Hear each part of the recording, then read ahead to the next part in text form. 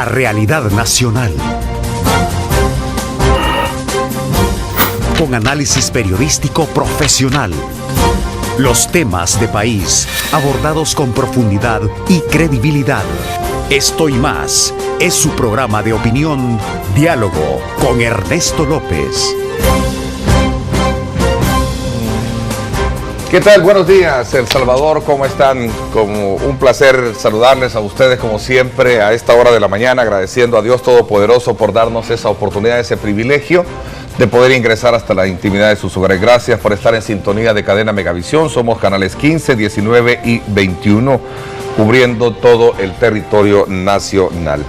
Esta mañana contamos con la presencia en el estudio del presidente electo para los próximos 5 años, al profesor Salvador Sánchez Serén, agradeciendo desde luego de antemano su deferencia con este medio y este servidor para poder hablarle al país sobre las formas y métodos de cómo piensa gobernar la nación.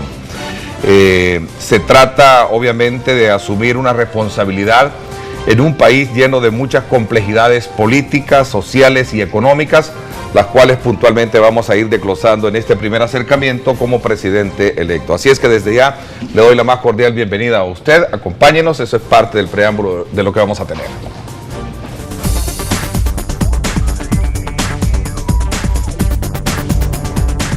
Se declara firme los resultados al ciudadano. Salvador Sánchez Serén se le proclamó electo presidente de la República de El Salvador. Concluido el proceso de elecciones 2014, tanto por el Tribunal Supremo Electoral como por la Sala de lo Constitucional, que declaró improcedente la petición de Arena de contar voto por voto, el presidente electo Salvador Sánchez Serén y vicepresidente electo Óscar Ortiz preparan el camino para la investidura. Pido a todos los salvadoreños y salvadoreñas que pasadas las elecciones nos reconciliemos, busquemos la unidad del país.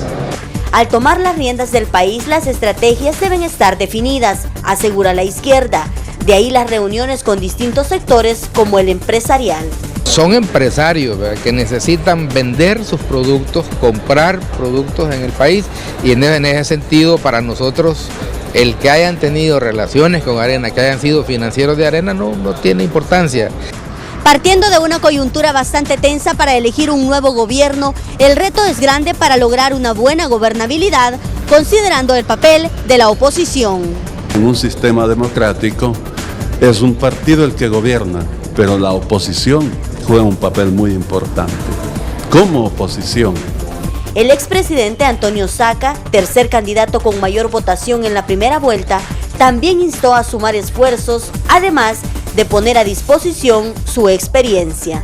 Que si la distancia fue poca, le tocará al presidente Sánchez Serén convencer al resto de salvadoreños de que él es adecuado para dirigir al país. En datos del tribunal, aun y cuando los votos se dividieron a la mitad, lo cierto es que el FMLN ganó su segundo periodo presidencial con el mayor porcentaje en la historia del país. Un análisis completo en Diálogo con Ernesto López.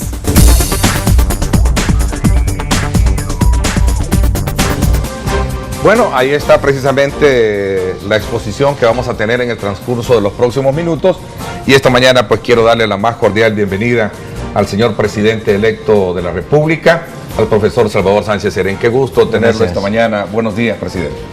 Yo le quisiera primero agradecer a todo este pueblo salvadoreño que nos está viendo, está frente a nosotros, decirles que gracias por su voluntad patriótica, por su enorme voluntad de amar El Salvador, porque yo creo que estas elecciones fueron muy importantes, aunque fueron con distancias poco reducidas, pero lo importante es que asistió una gran cantidad del pueblo a votar, y eso demuestra la capacidad democrática, la voluntad democrática que tiene nuestro pueblo salvadoreño, y para mí es importante primero a ellos dirigirme, decirles que voy a gobernar por ustedes, voy a trabajar por ustedes, van a tener en nuestro gobierno un gobierno abierto a ustedes, porque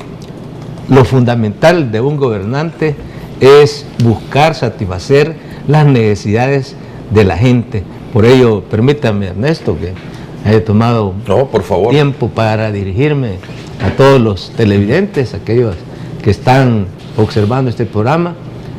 También decirles que es buena noticia la que ahora ha amanecido en los medios de comunicación. Yo creo que todo el país, como nosotros hemos dicho, ha abierto sus brazos para buscar entendimientos. Yo quisiera decirle a nuestro adversario, el Partido Arena, que lo felicito por esa decisión valiente, porque venía en una actitud de mucha confrontación, de generar muchas inquietudes, no solo aquí en El Salvador, sino inquietudes en la comunidad internacional que estaban pendientes, y ahora lo han expresado en un comunicado, lo han dicho en conferencia de prensa, de que ellos también quieren mostrar su voluntad democrática, su voluntad de respetar las instituciones y que respetan la resolución de la sala, y por lo tanto están dispuestos a trabajar, a hacer una oposición inteligente. Yo le quiero informar que yo le he solicitado al licenciado Hatuat Bun a que sea el secretario del diálogo político, económico y social. Yo voy a conversar con él porque va a trabajar directamente conmigo en construir los entendimientos, porque para mí ese es el paso inicial que hay que dar.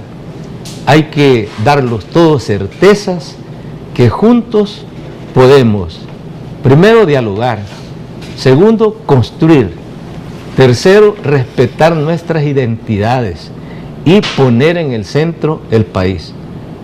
Yo quiero también decirle también a la gremial de la ANEP que también me agrada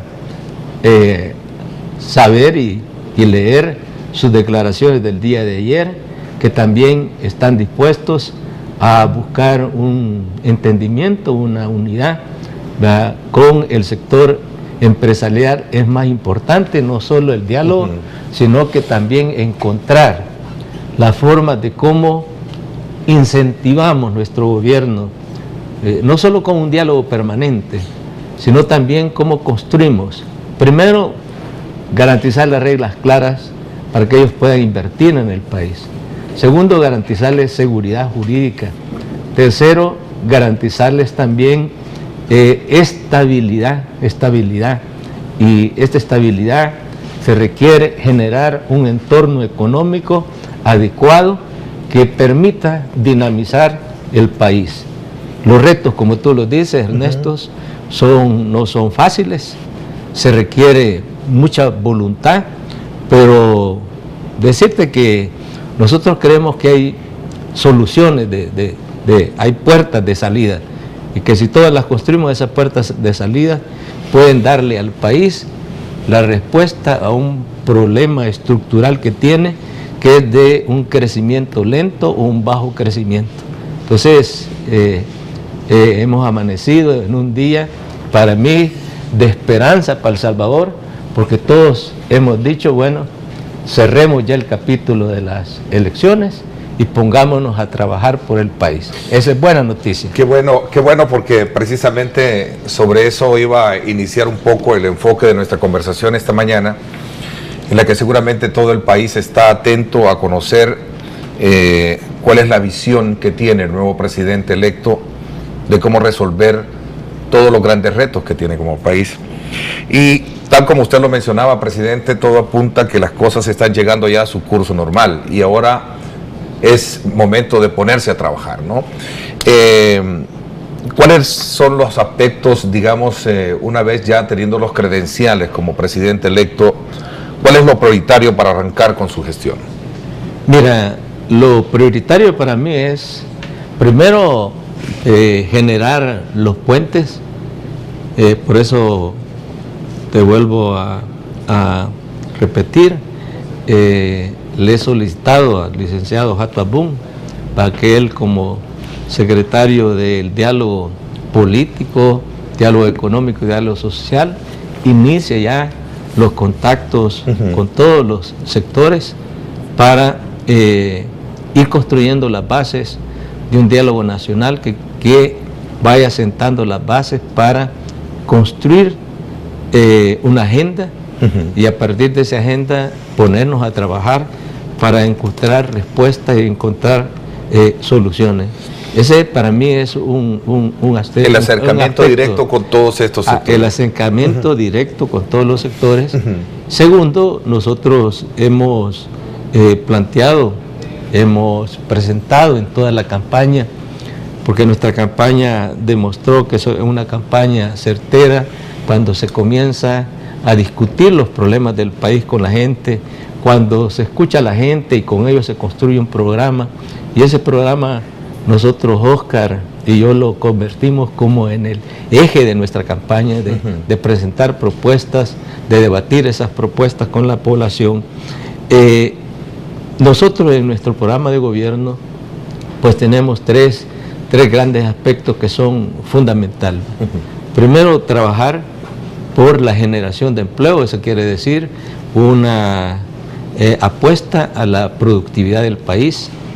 Segundo, llevar tranquilidad a la población, ¿verdad? Garantizarle a los empresarios disminuir sus costos de producción a partir de todo el problema de inseguridad que hay en el país. Y tercero, invertir más en educación, avanzar a generar los recursos que este desarrollo del país va a generar, los recursos humanos. El país necesita mejores recursos humanos, más calificados. Tenemos una capacidad los salvadoreños de no solo de trabajar, de ponerle amor al trabajo, sino también una gran iniciativa de ser creativos, de adquirir rápidamente los conocimientos.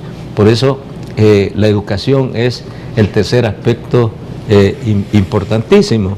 Decirte de que en estas reuniones que hemos tenido las comisiones de transición, pues nosotros estamos escuchando los programas del gobierno, las proyecciones del gobierno, porque para nosotros es fundamental de darle continuidad a todos aquellos programas y a todas aquellas estrategias que han creado una base para un desarrollo del país. Y hemos recibido el informe del estado financiero y fiscal del país. Ayer recibimos el informe de la situación económica del país. Estamos por recibir los informes de el desarrollo social, los informes que están relacionados con el tema de la gobernabilidad y también el tema de la seguridad.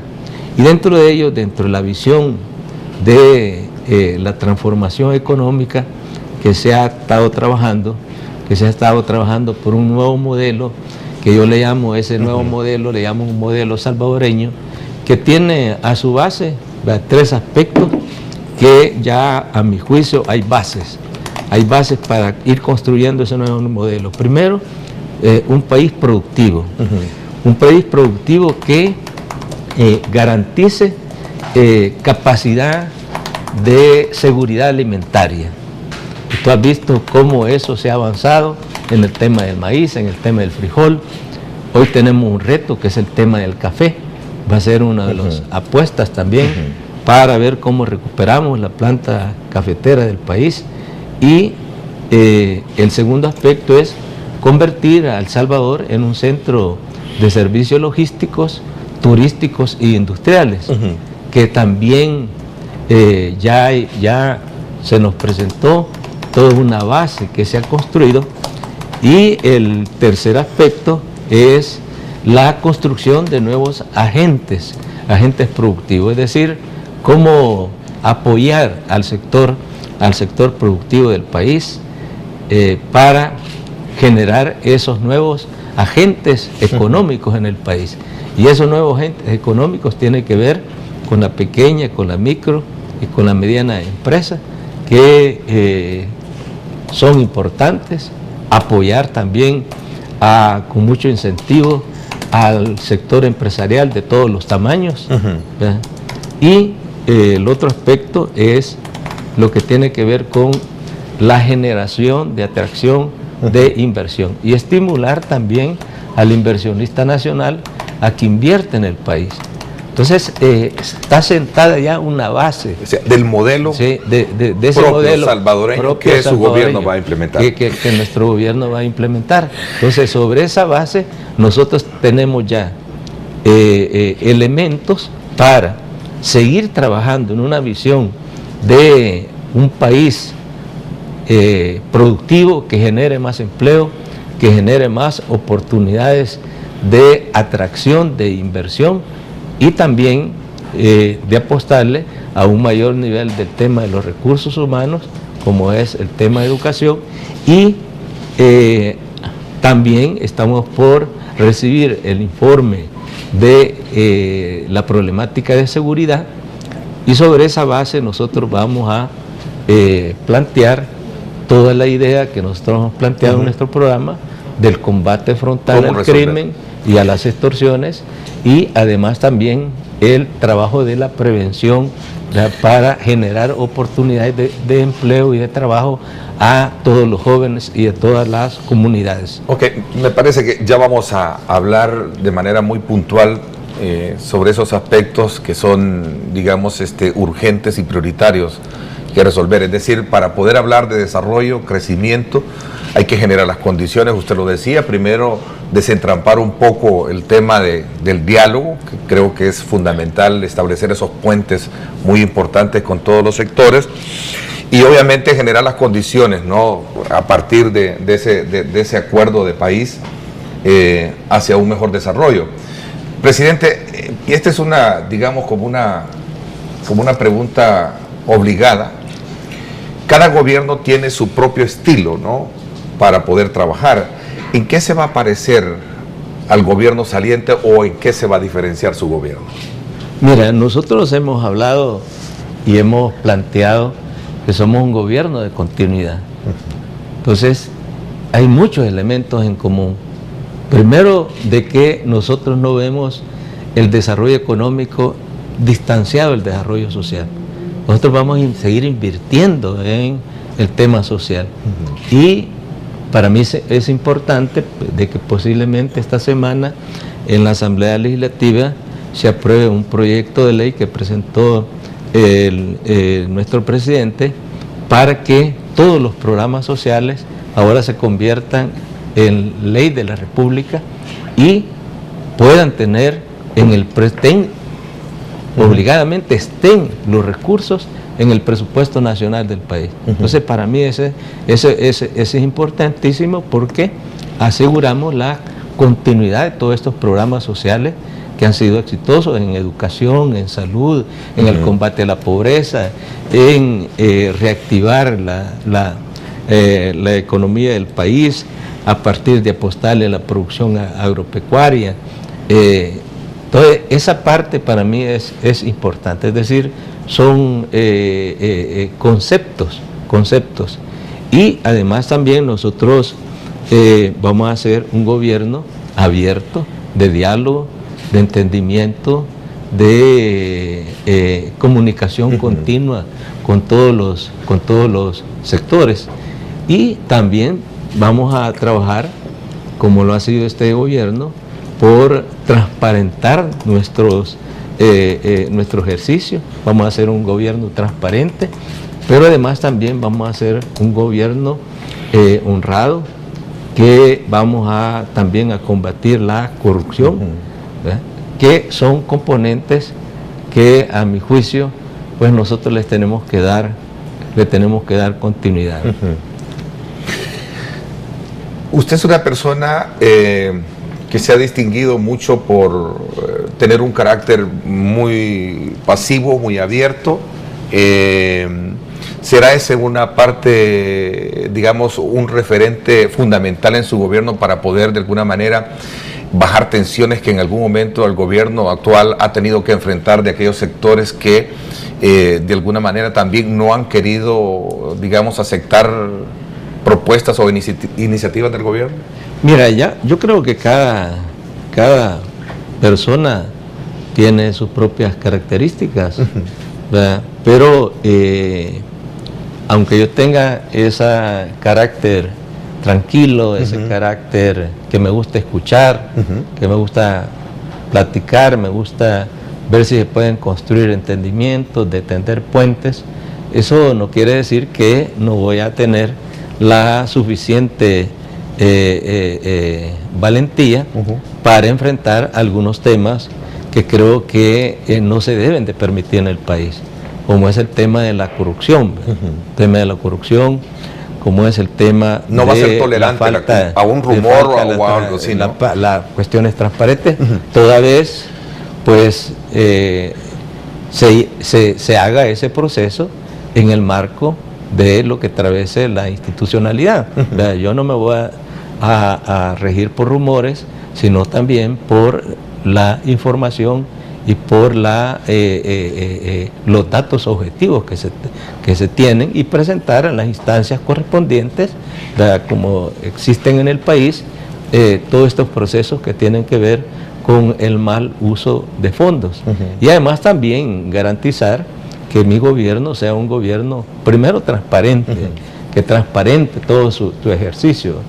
Segundo, que sea un gobierno honrado, es decir, saber usar los recursos, pero no solo no malversarlos, sino también ser eficiente en el uso de los recursos, porque también a veces se puede cometer errores, es decir, uno puede tener una cantidad de recursos, no hay malversación, pero no tiene la eficacia de dirigir con eficiencia esos recursos y tener resultados. Entonces yo voy a hacer también un gobierno en donde mi gabinete va a jugar un rol importante, ¿verdad?, a partir de las diferentes gabinetes que existen, el gabinete económico-social, el gabinete de gobernabilidad, el gabinete de seguridad, todos esos gabinetes para ejercer un control permanente, ¿verdad?, si es posible diario, de cómo se están ejecutando las políticas, para que corregir errores en su momento. Entonces, mi estilo, como yo lo he dicho, va a ser un estilo abierto, va a ser un estilo de diálogo, pero va a ser un estilo respetuoso de las leyes, va a ser un estilo respetuoso de la Constitución, va a ser un estilo respetuoso también de las diferencias. Yo creo de que en un país siempre existen diferencias. Lo importante es escuchar esas diferencias, pero además también construir la voluntad de llegar a entendimientos. Entonces, para mí las características de un gobierno dialogante, de un gobierno que construye, de un gobierno que respeta las leyes, un gobierno que trabaja por fortalecer la institucionalidad, un gobierno que busca entendimiento con los actores principales de este país, pues yo creo que eso va a fortalecer la democracia en este país, porque uno de los aspectos que nosotros debemos de resaltar es que en el reconocimiento que se dio desde que se anunció el 9 de marzo, mi triunfo, hubieron países que se adelantaron y reconocieron, y donde destacaban que estas elecciones eran una gran muestra de madurez política y de fortalecimiento democrático del país. Entonces, nosotros vamos a seguir profundizando y fortaleciendo la cultura democrática en nuestro país, porque es el camino para enfrentar estos retos. Es decir, es el único sistema en el que nosotros podemos enfrentar este país. Es decir, fortaleciendo una cultura democrática, una cultura de respeto a las instituciones y una cultura de la búsqueda de entendimientos y diálogos entre todos los actores. Y bueno, quizás me faltó resaltar también otra característica en usted, que es la de la modestia, ¿no? Una persona que yo conozco desde hace mucho tiempo y sé que usted es una persona muy modesta. Siendo así, ¿qué perfil tendrá su gabinete de gobierno? ¿Ya pensó en ese perfil de quienes van a integrar su gabinete de gobierno, presidente? Mira, fíjate que actualmente estamos en este proceso de transición recibiendo los informes, los informes del actual gobierno. Después pasamos a recibir los informes de los ministerios. Pero también nosotros tenemos que, en base a nuestro programa de gobierno, definir las políticas y definir los planes de acción para comenzar a trabajar ya desde el 1 de junio. Entonces los tiempos que tenemos son bastante cortos. Ya podemos decir que este mes de marzo está por concluir, viene abril, en abril hay un espacio de vacaciones, entonces el tiempo que tenemos es muy corto. Tenemos que comenzar a pensar ya en quienes van a ponerse al frente de las carteras y quienes van a formar los gabinetes de gobierno y cómo vamos a trabajar con un equipo más pequeño para darle seguimiento a todo este parte. Entonces, sobre esa base, nosotros ya estamos creando una serie de equipos que están integrados por funcionarios del actual gobierno, por dirigentes de nuestro partido, por personas de la sociedad civil, ciudadanos que apoyaron el proyecto político de ustedes, que trabajaron junto a nosotros. Esa va a ser la composición que va a tener mi gabinete. Y dentro de ello, garantizando personas que demuestren la capacidad para desarrollar esas áreas. Segundo, que tengan la honestidad. Tercero, que estén comprometidos con el país. Y cuarto, pues que tengan una dedicación al trabajo, porque vamos a hacer un gobierno que vamos a mantener una comunicación permanente con la gente, no solo como presidente, sino también mis ministros tienen que tener una comunicación permanente con la población. Es decir, no van a ser mucho de escritorios. No van a ser mucho de escritorios. Yo te adelanté ya el nombramiento de Hatabun, en esa tarea de ser el secretario del diálogo, porque es lo que considero más urgente. Pero estoy ya escuchando para ir armando los nombres de los posibles funcionarios que están en el actual gobierno y que deben de continuar, los dirigentes del partido que pues tienen que asumir algunas responsabilidades en mi gobierno, y también todos esos sectores que trabajaron junto con nosotros y que demostraron primero una capacidad de trabajar directamente con la ciudadanía. Tercero, que no son de nuestro partido, pero que representan los intereses de la ciudadanía. Y cuarto, que han demostrado también compromiso con ese programa que construimos con la voluntad de la gente. Yo soy el presidente, que el gabinete es un gabinete de mi gobierno, y como gobierno estoy en la obligación de gobernar para todo el país, para que por los que votaron por nosotros y por los que no votaron por nosotros. O sea, los programas son para todos, los programas son para toda la población, y lo que buscamos es mayor seguridad para toda la población, generar una dinámica productiva para crear empleo para todo el país y fortalecer la educación para mejorar la capacidad de conocimientos de la mayoría de la población del país. O sea que, aunque la composición de mi gabinete tenga esa conformación, pero sí el compromiso de trabajar por todos los salvadoreños y todas las salvadoreñas. ¿Qué papel va a jugar su partido digamos, en ese papel de gobierno para los próximos 5 años? Porque esta es una de las, digamos, como grandes preguntas que muchos se formulan.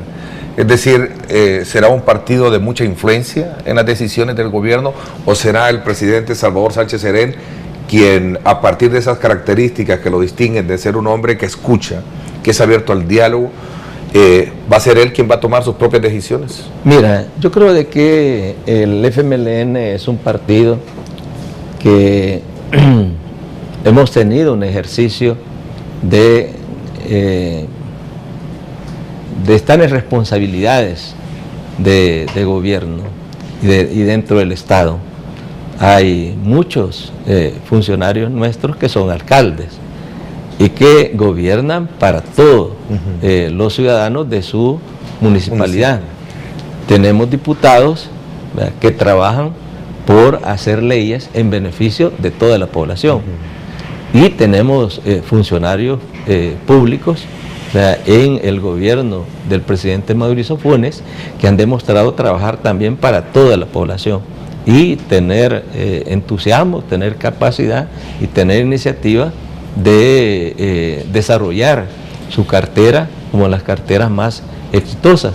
Entonces, por lo tanto, en mi partido hay comprensión de que es el FMLN el que ha llevado a la fórmula presidencial.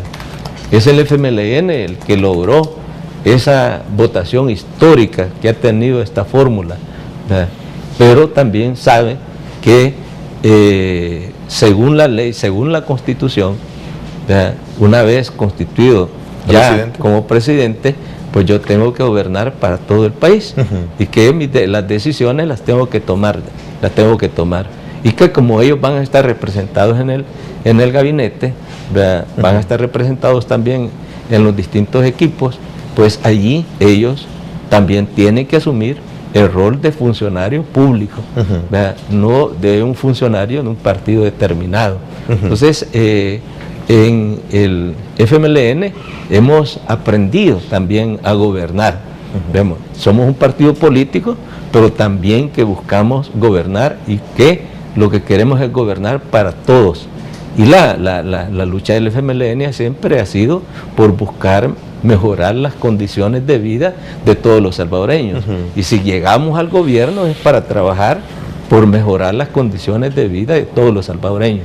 Y en ese caso, como presidente, yo tengo que tomar mis decisiones viendo el país en su conjunto.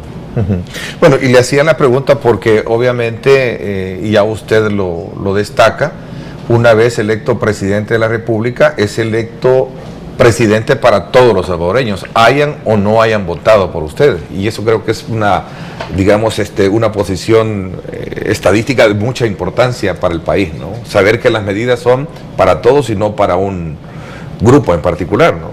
Claro, y eso va a ser mi forma de gobernar, ¿verdad?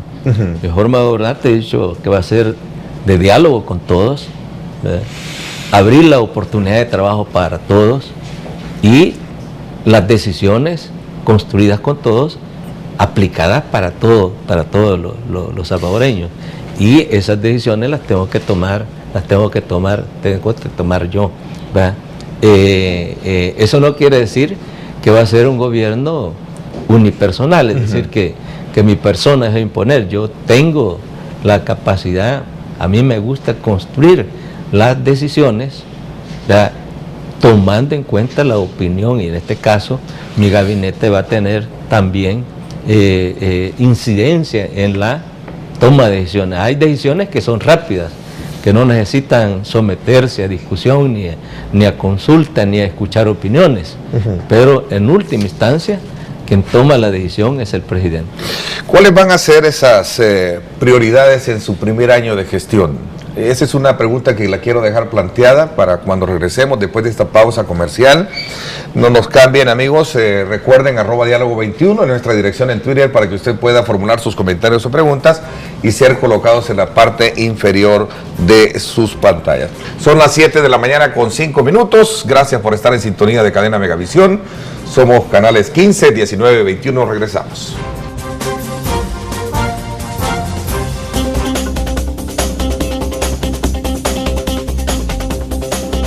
ojalá pues que ellos sepan llevar el país para un mejor porvenir para la gente, ¿verdad? Que siga trabajando como los proyectos que tienen, que son tan buenos, como ayudar a tanta gente que lo necesita. Que continúen con los proyectos, porque la verdad es que solo así se puede estabilizar el país, ¿verdad?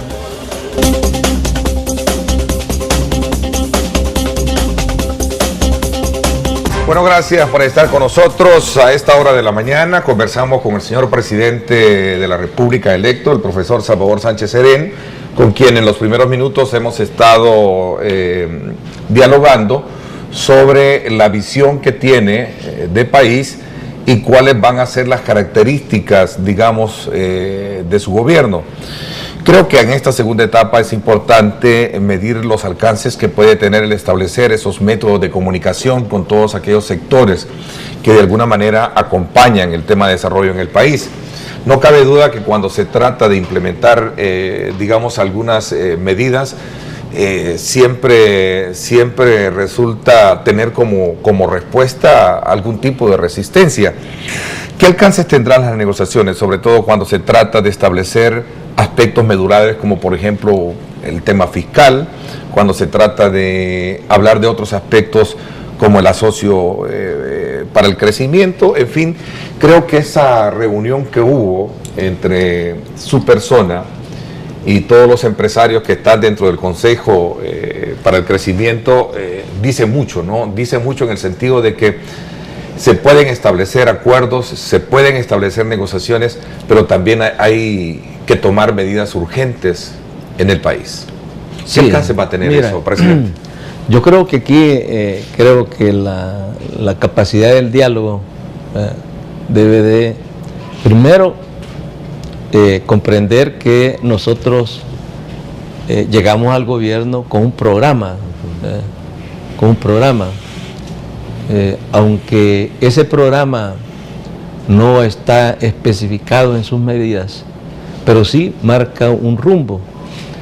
Y yo creo que ese rumbo es un rumbo que ha encontrado parte del entendimiento nacional. Tú has escuchado en todos los debates y en todas las entrevistas que has tenido y las diferentes posiciones que asumimos los partidos políticos en la campaña, que hablábamos de 3 temas. Cada quien lo ponía en su prioridad. Algunos ponían en prioridad el tema de seguridad. Ese es un tema obligado de una mesa de diálogo. Es decir, cómo resolver el problema urgente de disminuir las vidas, el costo de vida en el país, disminuir los costos que tienen las empresas por el tema de la inseguridad, y además cómo llevar a las comunidades tranquilidad para que la población viva tranquila. Entonces, en ese sentido, este tema no puede ser resuelto si no nos integramos todo el pueblo, todo el país. Todo el país de alguna forma va a requerir construir una voluntad nacional para enfrentar este tema. Y a mí me ha también ayudado a comprender también que las iglesias, todas las iglesias, la conferencia episcopal se pronunció en que está dispuesta a contribuir a encontrar que se pueda trabajar conjuntamente sobre este tema de la seguridad. Las iglesias están trabajando, iglesias evangélicas están trabajando, el sector empresarial es uno de los temas que considera que es urgente buscarle soluciones, buscarle medidas. Entonces yo creo que ese es un tema obligado y que hay entendimiento que tiene que ser uno de los elementos básicos del diálogo.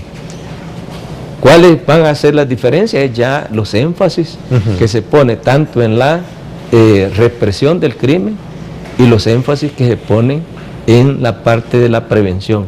Pero nadie niega que se debe de actuar, como yo dije, con dos manos inteligentes, ¿verdad? Con una mano proporcionando empleo, proporcionando oportunidades de educación, proporcionando desarrollo en los territorios, y por la otra mano la dureza, ¿verdad?, represiva del Estado a través de la Policía Nacional Civil, y buscar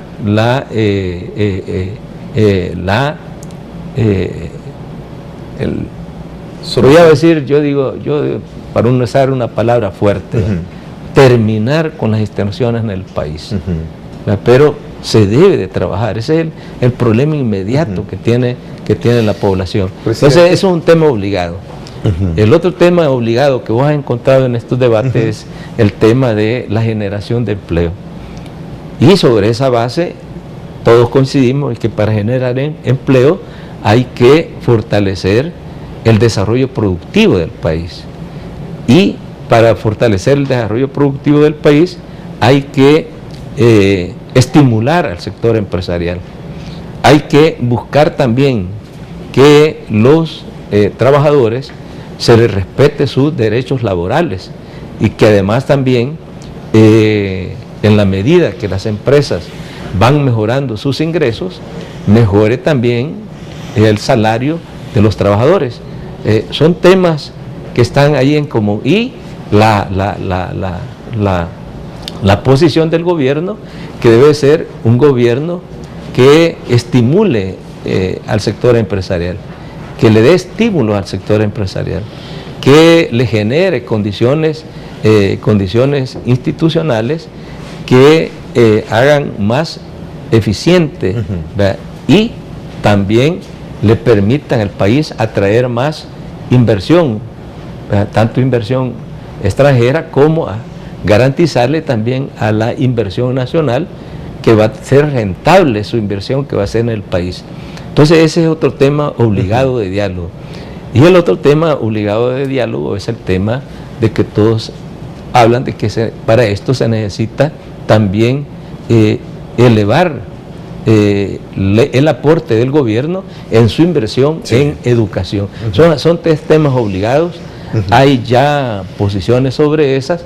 Yo creo que el diálogo debe lograr primero un entendimiento para construir políticas de Estado que perduren por varios años, no solo para 5 años, sino una visión de nación, un acuerdo de nación, y que muchas de esas cosas pueda convertirse en ley y se pueda presentar un proyecto de ley a la Asamblea Legislativa sobre esas bases, para que todo gobierno que llegue pues ejecute esas políticas. Entonces el diálogo no es una búsqueda solo de conversar, solo de conocerlo, solo de platicar, sino de concretizar, sino de llegar a entendimientos, de respetar las diferencias, ¿verdad? Saber que en algunos temas pues va a ser difícil el acercamiento, pero en ese sentido poner el interés del país, y hacer que las diferencias que tengamos se pongan en función de los intereses del país. Entonces yo creo que construir eso requiere esa voluntad que hasta ahora han expresado todos los sectores.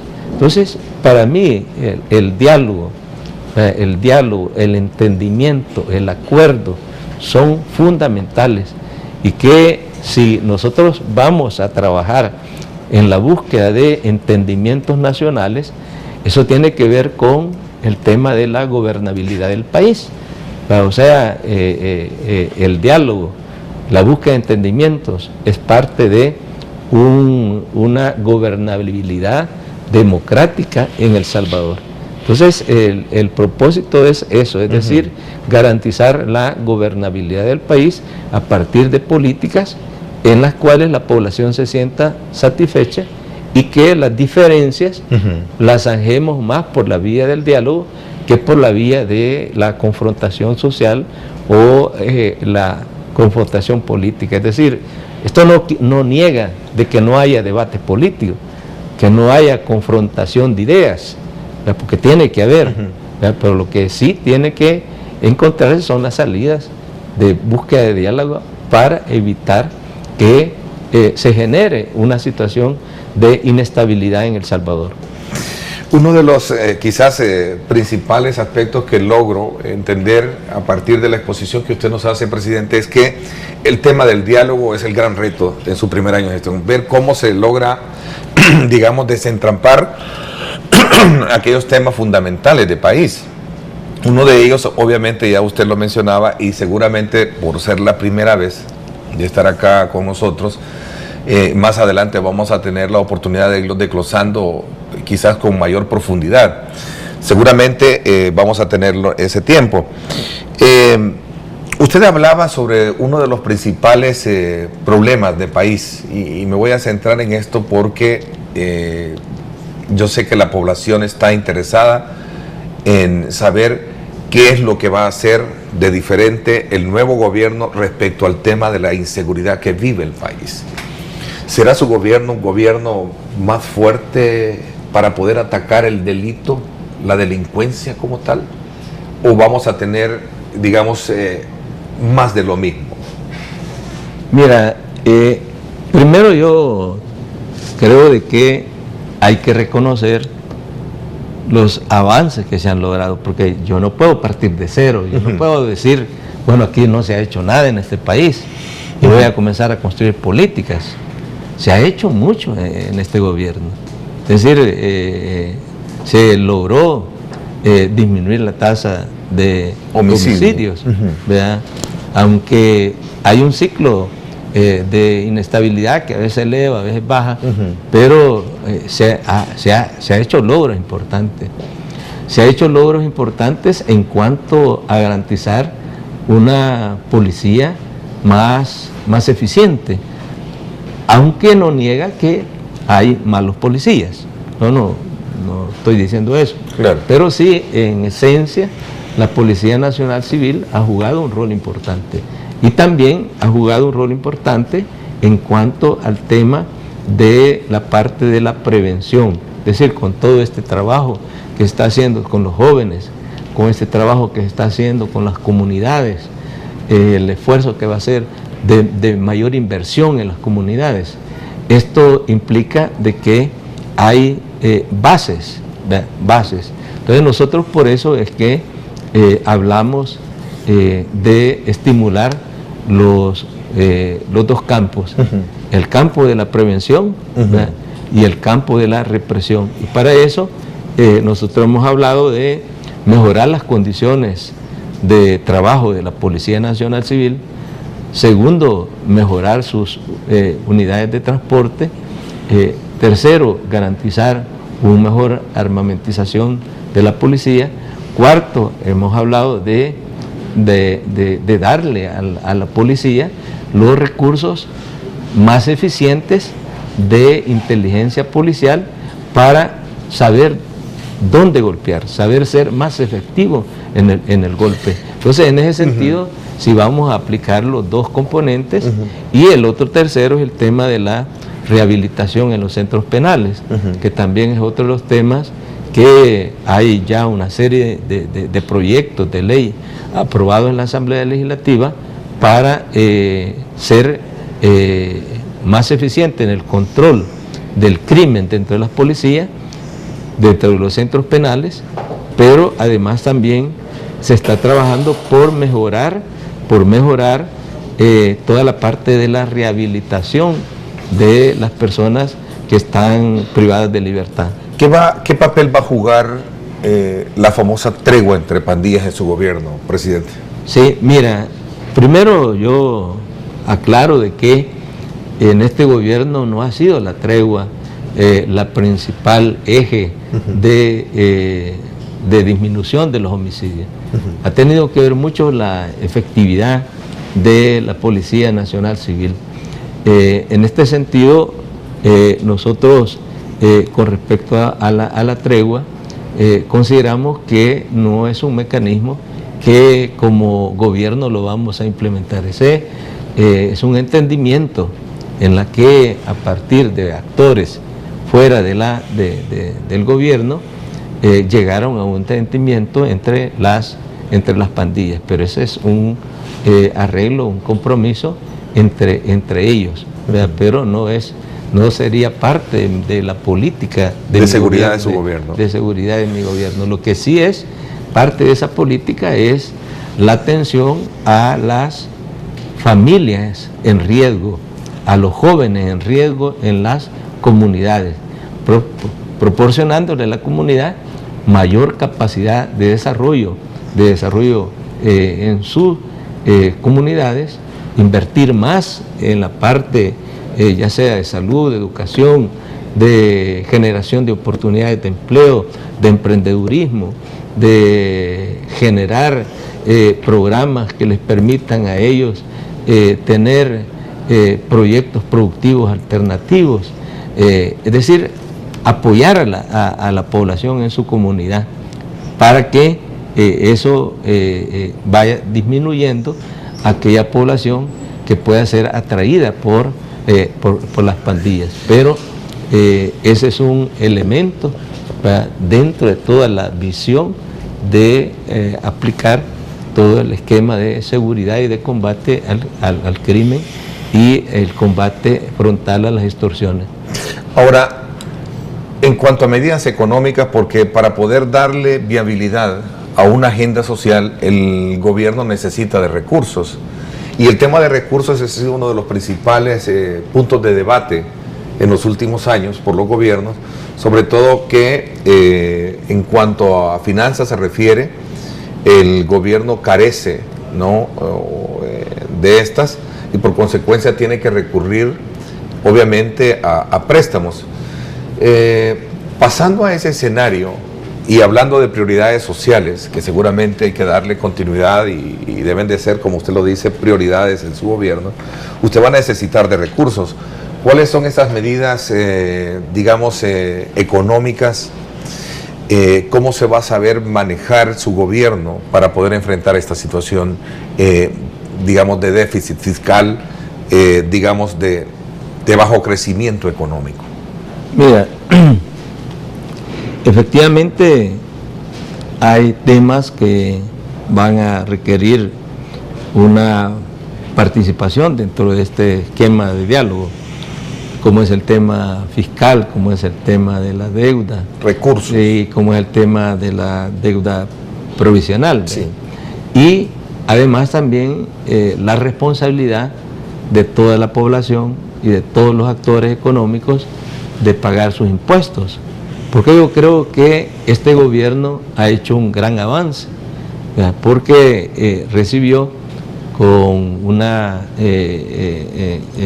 porcentaje con respecto al PIB, ¿verdad?, de la carga fiscal del 13%, y ahora le ha elevado casi al 15,5%, casi al 16%. 16%, sí. Entonces eso quiere decir que hay más ingresos, ¿verdad? No solo es el tema de la deuda, sino también que en la medida que se ha ido generando mejores condiciones, pues la carga tributaria se ha aumentado. Y en la medida que el país adquiera una dinámica de crecimiento, pues necesariamente esa carga se va a poder incrementar. Estas son temas que tenemos que discutir. El otro tema es el tema de la deuda previsional, porque una de las principales cargas que tiene la deuda de nuestro país es a partir de la deuda, el pago de pensiones. Pago de pensiones que año con año obligadamente tiene que hacer. Sobre eso hay varios proyectos de ley, hay varios estudios de solución de ese problema, de alternativas de ese problema, porque necesariamente uno de los grandes problemas es la carga que tiene la deuda con el tema de las pensiones. Entonces es un tema también obligado, pero hay respuestas, hay soluciones. Y la otra parte que tiene que ver es con la buena relación con el sistema financiero internacional, ¿verdad? Yo te quisiera decir que el día de ayer salió una delegación para participar en un evento de Brasil, ¿verdad?, en la que el BID ha llamado a todos los organismos financieros internacionales. Va a estar el Fondo Monetario Internacional, va a estar las entidades representativas de Estados Unidos que tienen que ver con todo el tema financiero. Entonces, allí nosotros vamos a iniciar un diálogo en el cual necesariamente vamos a explorar el tema de cómo están viendo el tema de la deuda, cómo ellos están viendo el tema fiscal y cómo están viendo al país. Porque te quiero decir de que a la fecha, todos los préstamos que ya están aprobados, porque los préstamos no se desembolsan de una sola vez, son desembolsos a veces para 5 años, para 6 años. Sí. Entonces ya la deuda contratada son más de 2.000 millones de dólares o más de 2.000 millones de dólares.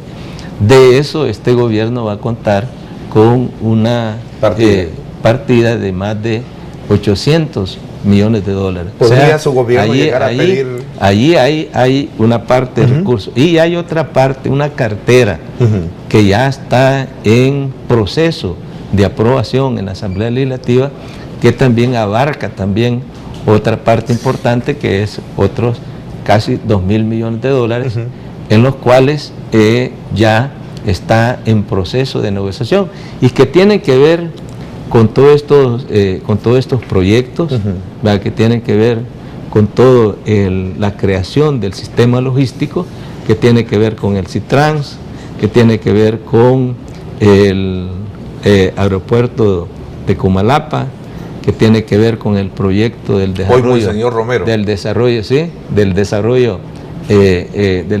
de la zona marítima costera. Entonces, todos esos proyectos son los que van a generar un entorno positivo para atraer más inversión y generar más recursos en el país.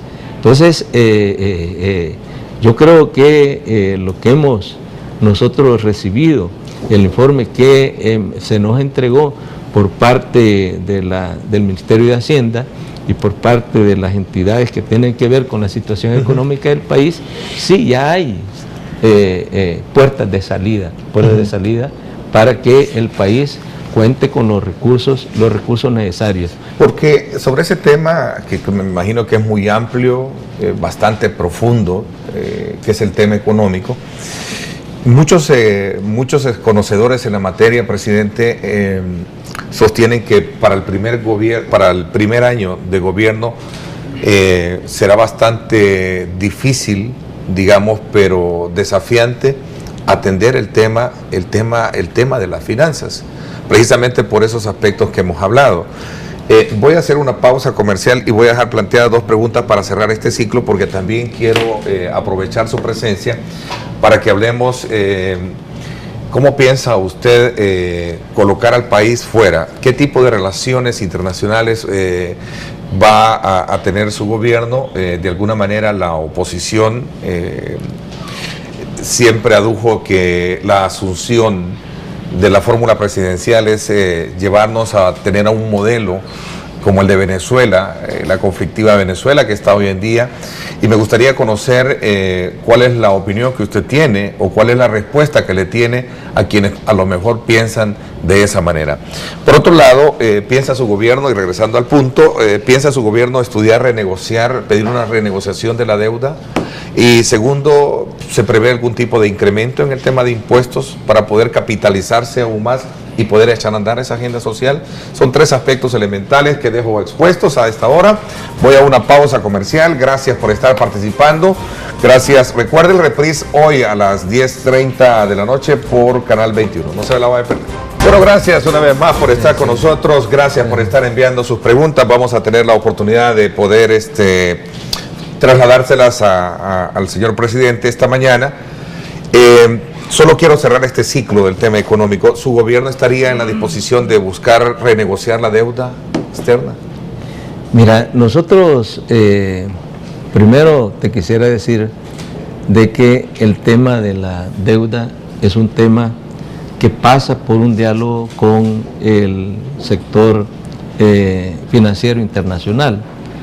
Por eso nosotros hemos tomado ya la decisión de comenzar a platicar sobre ese tema. Una de las salidas que se ha planteado es el tema de renegociar la deuda. Sí, sí, claro. Nosotros lo que creemos es que todo lo relacionado con el tema de deuda, todo lo relacionado con el tema fiscal, tenemos de construir consenso. Aunque, te repito, nosotros hemos analizado la realidad de las finanzas del país y la situación fiscal, y también vemos que hay salidas, hay salidas. No puedo yo apresurarme a decir, mira, vamos a buscar a renegociar la deuda. Sí. Pero sí, nosotros consideramos de que nosotros tenemos oportunidades de abrir nuestra visión más allá del sistema financiero internacional.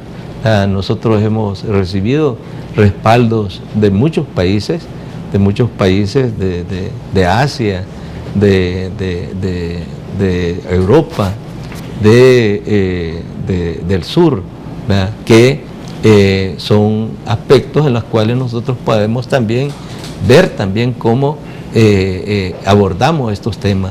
Así que mi respuesta es que ese es un tema, ¿verdad?, que es parte de una respuesta de solución al problema, pero lo que tenemos que verlo es cómo lo sienten los actores económicos, los actores sociales, que no vaya a generar una renegociación de deuda, como que vamos a incumplir nuestros compromisos financieros que tenemos a nivel internacional. Nosotros vamos a cumplir nuestros compromisos, eso parte de ello.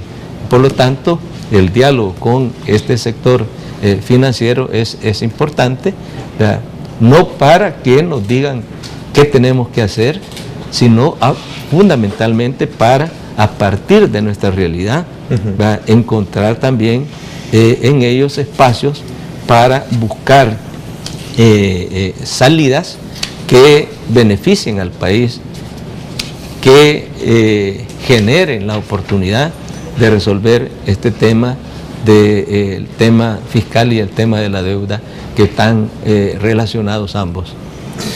Presidente, hablando de política internacional de su gobierno, ¿cuál va a ser el referente del gobierno del presidente Salvador Sánchez Serén?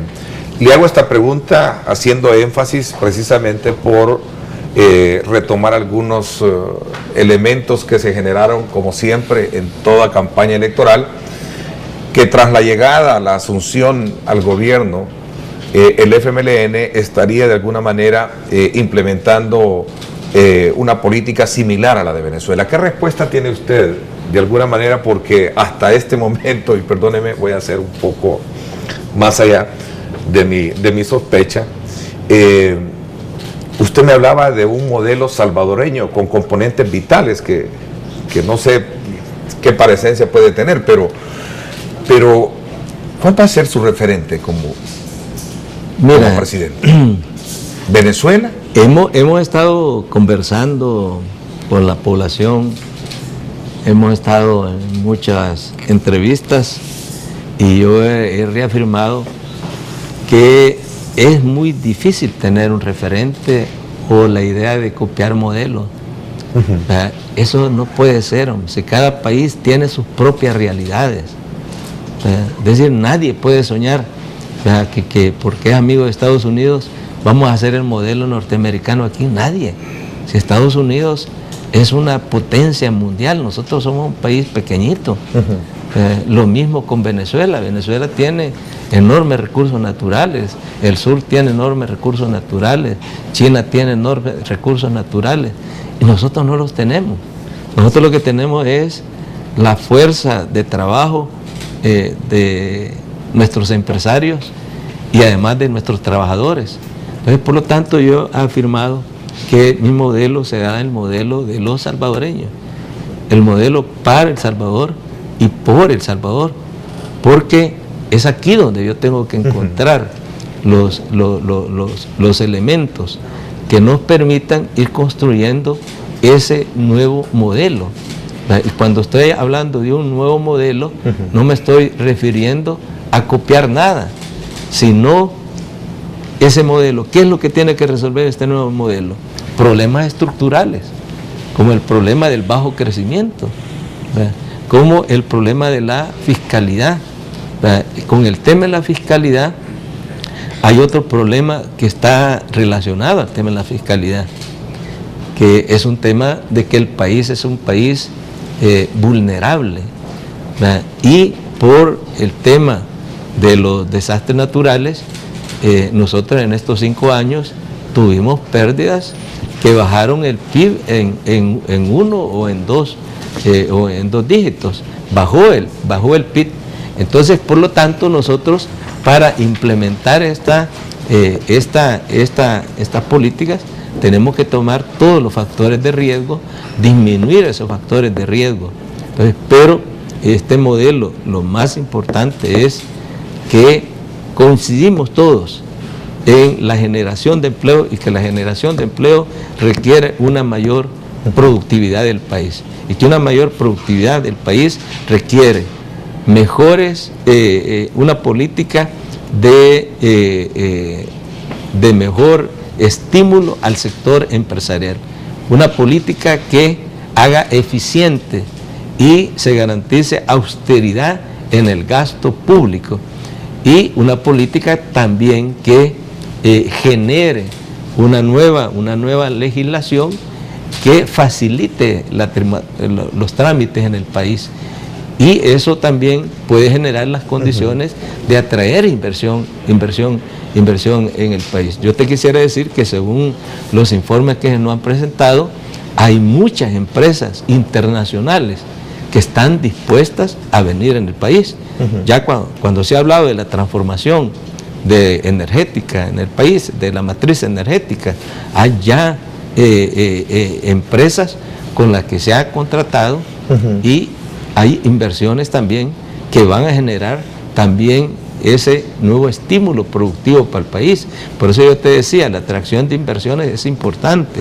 Y la otra que te decía es de ese modelo, lo que tiene que ver con la capacidad productiva del país, que ya hemos entrado en el camino de garantizar la seguridad alimentaria, produciendo aquí el frijol, el maíz, el arroz.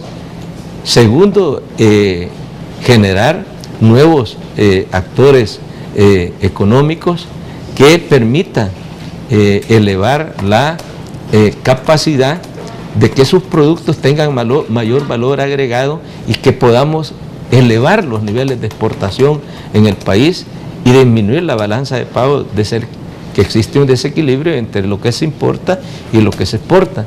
O sea, ese modelo que nosotros estamos planteando, que yo encuentro muchos elementos coincidentes tanto en el sector empresarial como en el sector del gobierno, y en las bases que se han venido sentando, son los que nos van a permitir ir haciendo realidad este modelo propio de El Salvador. No es Venezuela, no es ni es Cuba, no es ningún tipo de modelo, es el modelo nuestro, es el modelo que podamos construir todos aquí, los actores productivos y además también los trabajadores. Ese es el modelo porque yo estoy trabajando. Presidente, otro de los grandes temores, hablando de Venezuela, y aprovecho para ir despejando esas dudas, otro de los grandes temores que planteaban sus críticos en esta campaña electoral fue precisamente ese papel de injerencia de Venezuela en la política a través de Alba Petróleos. ¿Será que su gobierno, qué papel va a jugar Alba Petróleos en su gobierno? Porque ese es uno, ayer, por cierto, empresarios de la NEP seguían sosteniendo, pese a darle ese voto de confianza para seguir en una negociación o en pláticas con su gobierno, es ponerse de acuerdo precisamente en los términos y las condiciones en las que puede operar un actor importante en el mercado. Y ellos han sido los más grandes críticos que Alba Petróleos es una empresa creada a partir de fondos de las alcaldías, fondos del Estado, y que de alguna manera pues apoyan a su gobierno. ¿Qué papel va a jugar Alba Petróleos en su gobierno? Primero te quisiera decir que yo he hablado de la importancia de la libertad empresarial. Yo creo que aquí libertad empresarial se refiere a todas aquellas empresas privadas, y Alba Petróleo es una empresa privada, es una inversión de PDVSA con una inversión de alcaldías, pero es una empresa que se rige por las leyes del país. ¿Cuál fuera el temor de estos empresarios? Que yo volviera a ser como los gobiernos anteriores, que estimulaban a las empresas y les daban beneficio a las empresas. Nosotros no vamos a dar ningún beneficio a Alba Petróleo. Alba Petróleo es una empresa que no necesita del Estado. Ella tiene sus propios recursos, tiene su forma de actuar, de generar también inversión social, que es uno de los grandes temas que en el país está en debate, porque hay muchas empresas como Alba que tienen una enorme inversión social. O sea que el capital lo invierten en mejorar las condiciones de trabajo en el país, y eso mejora las condiciones también de su empresa.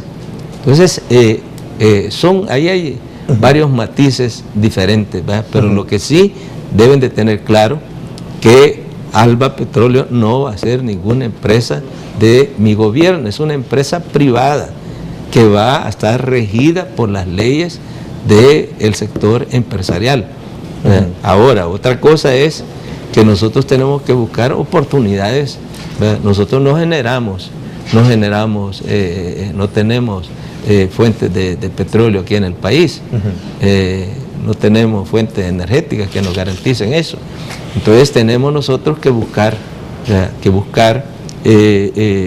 cómo resolver el problema de tener acceso a condiciones favorables en el tema del combustible. Y allí sí te quisiera decir de que yo voy a trabajar para encontrar los mecanismos, a ver cómo El Salvador puede ser parte de Petrocaribe, para que eso nos permita tener condiciones adecuadas para resolver el problema del combustible en el país, ¿verdad? Y que esto no es nuevo. Si Venezuela, ¿verdad?, con México apoyaron a todos los gobiernos con precios preferenciales en el combustible.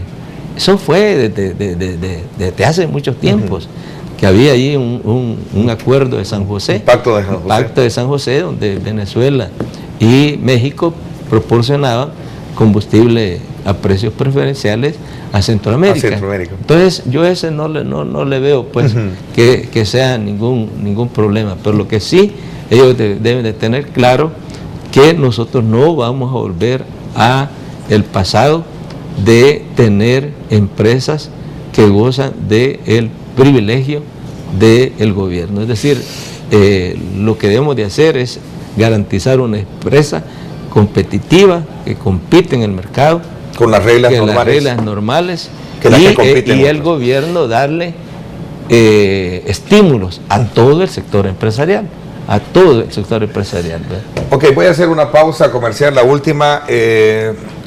¿Cómo piensa, presidente? Me imagino que este es un tema que ya usted lo está observando, lo está examinando, y es precisamente esa ocupación que ha hecho el gobierno de Honduras de la isla Conejo, del islote Conejo, que de alguna manera pues ha traído mucha expectativa, mucha preocupación en los diversos sectores. Ayer, por cierto, el gobierno de la República pidió la desocupación de la isla a raíz de la construcción de un helipuerto en esta zona.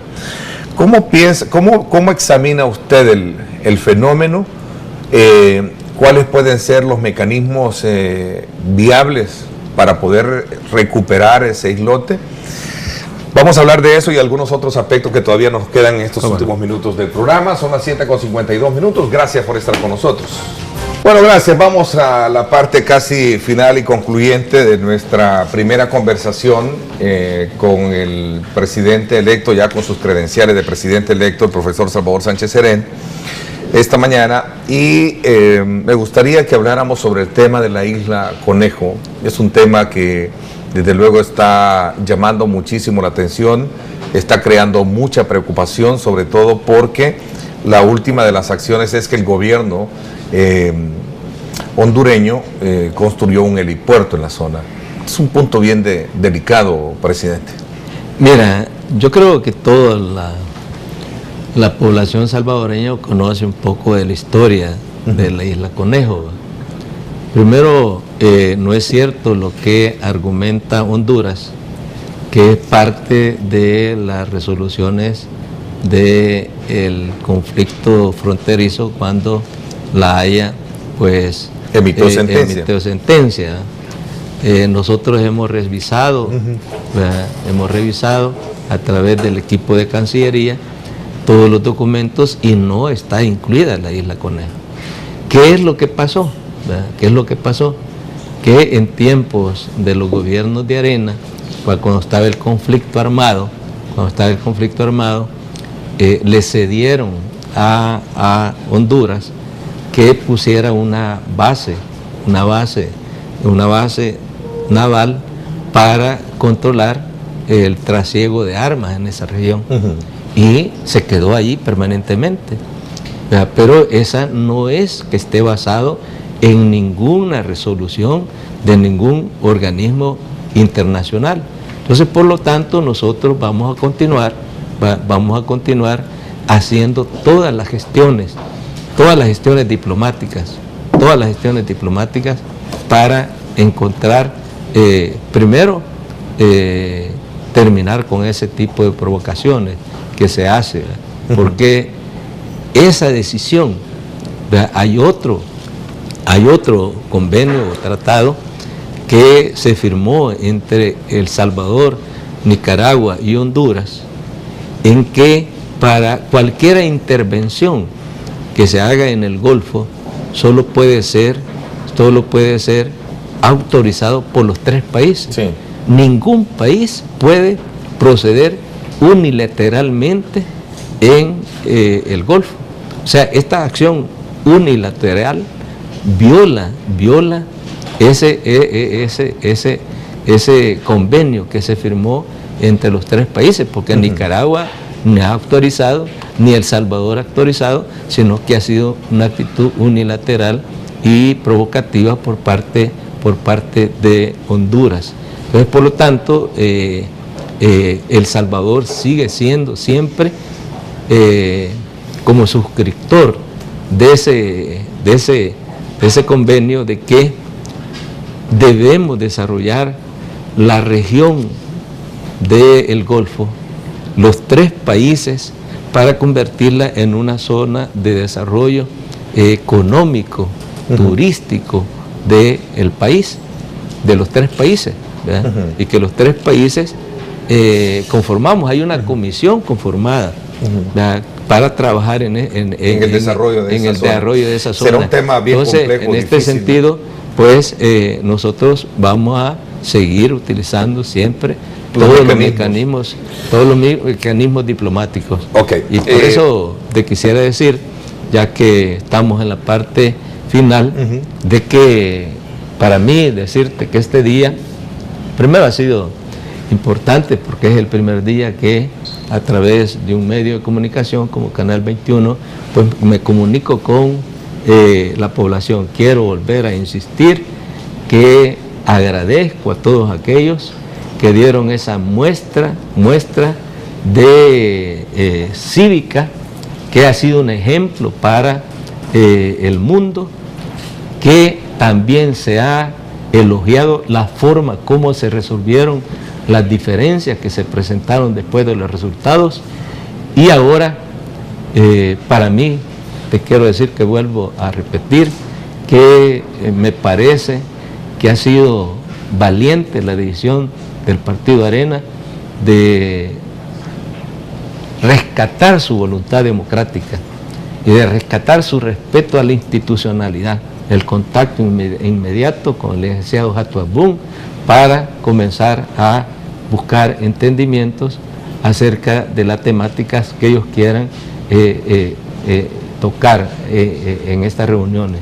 Porque para nosotros, desde que yo me dirigí, después que me entregaron las credenciales, les dije a todos que están abiertas a nuestra disposición de platicar, de conversar, y también me alegra escuchar la disposición de ANEP de buscar el diálogo, buscar el entendimiento, y nosotros estamos abiertos y estamos dispuestos. Yo creo que ese es el mejor mensaje que este día ha recibido la población, que vamos todos a ponerlos en función de trabajar por el país. Eso no quiere decir que no van a existir diferencias, eso no quiere decir que cada quien va a perder su identidad, sino la voluntad de construir por el país. Para mí eso es lo más importante de este día, y que para mi gobierno es una señal importante de que el país quiere seguir resolviendo sus problemas por la vía del diálogo y por la vía del entendimiento. Hablando del Partido Arena, ya para finalizar, reconoce a su gobierno como legal pero no legítimo. ¿Cómo interpreta usted? Mira, yo lo que yo leo es de que ellos se declaran una fuerza democrática y respetuosa de la institucionalidad. Ya los manejos que ellos tienen que hacer para sus bases es otra cosa, pero para mí eso es la base, es decir, respetar la democracia quiere decir respetar los resultados, respetar la decisión de la sala quiere decir respetar los resultados, y reconocer que esta fórmula tuvo la votación mayoritaria en la historia del país. Cuando, así rápidamente, ¿cuándo vamos a conocer ya los nombres de su gabinete de gobierno? ¿Alguna fecha en especial? Mira, no tenemos fecha, pero sí estamos trabajando por hacerlo lo más pronto posible. Si es posible, en los primeros días de abril, pues nosotros vamos a estar anunciando, no todo el gabinete, sino aquellas carteras que son fundamentales y que la mayoría de la población está esperando conocer quiénes van a ser esos funcionarios. Presidente, ya con la credencial que le otorgó el país y el máximo organismo electoral, ¿piensa visitar algún país? ¿Hacer alguna gira de países? ¿Y cuáles serán esos países? No, lo que estamos organizando es una visita rápida a nivel de la región centroamericana, primero para invitarlos a la toma de posesión, porque es importante que todos los presidentes centroamericanos estén acá en la toma de posesión el 1 de junio. Segundo, agradecer su reconocimiento, y tercero, comenzar a establecer pues nuestra voluntad de mantener las relaciones de cooperación y nuestra voluntad de que el tema de la integración centroamericana sea uno de los temas de la agenda prioritaria de su gobierno. Estados Unidos, presidente. Estados Unidos, Venezuela. Estados Unidos estamos pensando hacerlo antes de la, ¿cómo se llama?, de la toma de posesión. Lo mismo la visita inmediata que estamos viendo si se puede concretizar, junto con Cancillería, que es a finales de este mes, pues poder viajar al Vaticano y poder conversar con el Papa, porque quiero reafirmar mi voluntad de poner todas mis peticiones para que el Vaticano lo más pronto posible pues de la beatificación de Monseñor Romero, que yo creo que es algo que estamos esperando todo el pueblo salvadoreño y está esperando toda la comunidad internacional. Bueno, quiero, a nombre de todos los salvadoreños, a nombre del Grupo Megavisión, de este servidor, agradecerle la deferencia, ¿verdad?, de haber ocupado este espacio, este medio, esta plataforma, para poder hablarle ya con las credenciales de presidente electo por primera vez al país y sobre todo también de esa visión que lleva ahora como presidente de los salvadoreños. Gracias por haberme acompañado, le deseo muchos éxitos, mucha suerte. Nuestro papel va a ser siempre de estar como medio de comunicación, viendo el ejercicio gubernamental, seguramente abriendo espacios para reconocer lo bueno, pero también cuestionar lo malo. Ese va a ser el papel de nosotros. Nosotros esperamos mantener una comunicación con todos los medios de comunicación, ¿verdad? Porque es importante de que también nosotros vamos a garantizar la libertad de expresión y la libertad de opinión, y también vamos a trabajar con todos los medios de comunicación para garantizarles ese acceso a la información. Bueno, muchas gracias a ustedes, amigos televidentes. Hoy a las 10:30 es el reprise, si usted quiere verlo, y también en las redes sociales usted puede continuar el debate de estos y otros elementos. Gracias por mi parte, esto es todo por hoy. Pásenla bien y como siempre recuerden lo más importante, amar a Dios sobre todas las cosas.